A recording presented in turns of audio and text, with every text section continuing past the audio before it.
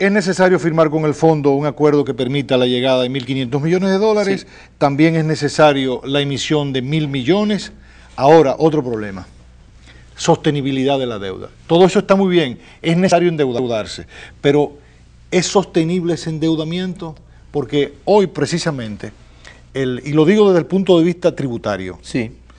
El New York Times editorializaba hoy, decía que el gran desafío de Obama no es si va a tener que aumentar los impuestos, sino cuánto y por cuánto. Incluso a las familias por debajo de $250.000 de ingresos al año, cosa que violentaría su promesa electoral. Sí. Porque ¿qué dicen ellos? El déficit en Estados Unidos de 9 trillones es de tal magnitud que los dueños de certificados de bonos del Tesoro podrían estar demandando más altas tasas de interés y agravar todavía el problema. Sí. Por lo tanto, que Obama se vería obligado a subir impuestos. República Dominicana podría ver obligada a subir impuestos. Ok, ¿cuál es la situación? Ante la insostenibilidad de esa deuda. Entonces, ¿cómo definimos si una deuda es sostenible o no? Bien. Algunos, entre los cuales el secretario de Hacienda, utiliza una definición muy clásica y muy fácil, decir, mira, la deuda total como porcentaje del PIB. Porcentaje del PIB. Y se dice que generalmente, si la deuda no es superior al 40% del PIB, es manejable. Eso es un para criterio. Países como el nuestro. Para países como el nuestro. Porque la de Japón es 170%. Claro, pero para países como si tú está por debajo del 40% del PIB, no es tan problemático. Y efectivamente, tenemos una deuda que es relativamente bajo este criterio, baja. Ahora bien, ¿con qué se paga la deuda? No se paga con PIB. Claro, con ingresos. Yo entiendo unos criterios más importantes para determinar la sostenibilidad es ver el servicio, la deuda. ¿Cómo tú vas a pagar esto? Tú tienes 3 formas de pagar la deuda. Con otras deudas. Sí. Okay, eso es lo que hemos hecho básicamente. La renegociación. Entonces, renegociación o hacer que tú pides prestado para pagar los intereses de la tarjeta. Exactamente. O sea, ponerlo en términos sí, llanos. Familiares. Ok. Sí. 2, con ingresos. Entonces tú tienes que ver, mira, que cuánto tus ingresos tú puedes destinar al pago de la deuda. Y 3, en vez de invertir en escuelas, en hospitales y eso, yo tomo este dinero para pagar la deuda. Entonces, a ver que cuánto representan los gastos. Solamente tomando este primer criterio, cuánto representa el servicio de la deuda de los ingresos del Estado. Representa, Henry. Mira, en el año... Este año, por ejemplo.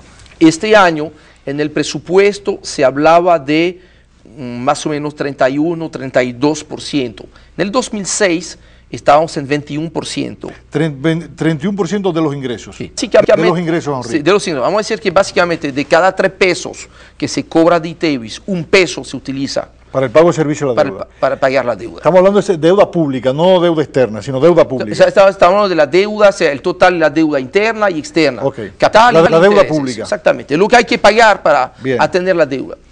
Este porcentaje, que estaba en 21 en el 2006, subió a 26% 2007-2008, sube por encima del 30% en el 2009, pero con la caída de los ingresos del 2009, esta razón sube a un 40%. ¿Qué nos dice el libro? O sea, ahora mismo es 40, Henry. En base a la proyección de los ingresos de este año. Sí, estaremos en 40%. Entonces, ¿qué significa? O sea, ¿estamos llegando al límite?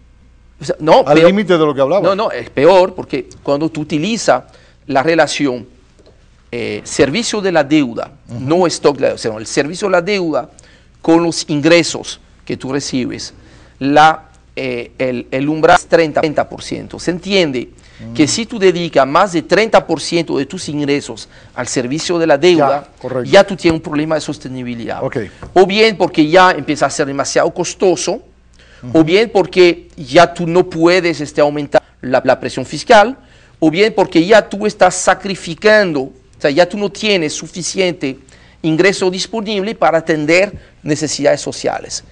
En otras palabras, bajo este criterio, que ha sido publicado inclusive en noviembre del 2008, una publicación de la Secretaría de Estado de Economía de la República Dominicana, eso es muy interesante, los indicadores de sostenibilidad te dice, si tú estás por encima del 30%, tú tienes problema. Entonces, independientemente si es 30, 31, 32, es necesario la tendencia, 21, 16, 26, 30, 40 por el faltante. Entonces, el año que viene, ¿qué va a pasar? ¿Qué va a pasar? La proyección de la Dirección General del Crédito Público, y no es invento mío, es una publicación oficial que está en la página de internet de la Secretaría de Hacienda, te dice que el servicio de la deuda, que este año es de 86.000 millones de pesos, va a superar los 100.000 millones de pesos.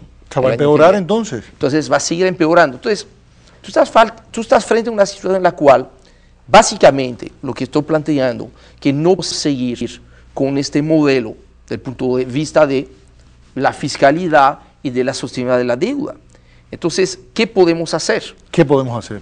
Tenemos que buscar estas otras formas. Probablemente vamos a tener ¿Aumentar la presión tributaria? No, yo creo que hoy en día es posible tocar. En medio de la crisis no se va a aumentar impuestos. No. Y yo no creo tampoco que con la... Pero tenemos una presión baja, Henry. O por lo menos podemos decir, hay ciertos sectores que pagan mucho y otros que pagan poco.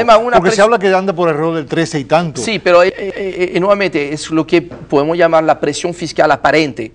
Porque obviamente si tú reintegras lo que tú tienes que pagar por tu cuenta de educación, por tu cuenta de salud, por tu cuenta de seguridad, tú estás dando una presión fiscal que fácilmente se duplica. Sí, es verdad. Entonces, yo creo que lo que es importante es probablemente ver de qué manera podemos hacer una reingeniería del lado de ingresos, de gastos, especialmente del servicio de la deuda. Cuando Henry Ebrard habla de ingeniería, reingeniería, nos queda un minuto. Sí. Esta de otra reforma fiscal. En el sentido, digamos, estructural, bien pensado, no los parches fiscales que se han puesto. No, sí, pero especialmente si estamos en una reforma fiscal que atienda especialmente gastos en su orden de prioridad y la reestructuración de la deuda, definitivamente.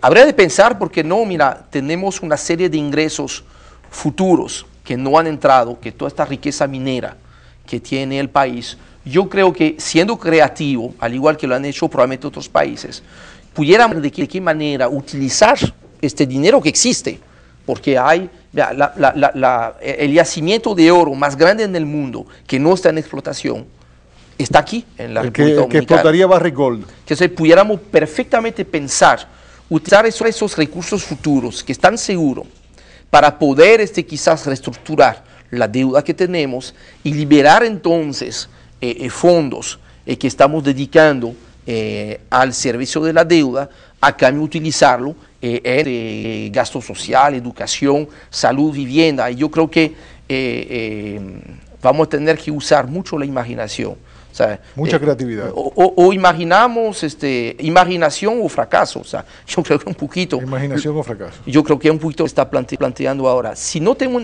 una reingeniería brutal de todo esto, y depende del calendario político, vamos a estar, si no es que ya estamos chocando contra la pared.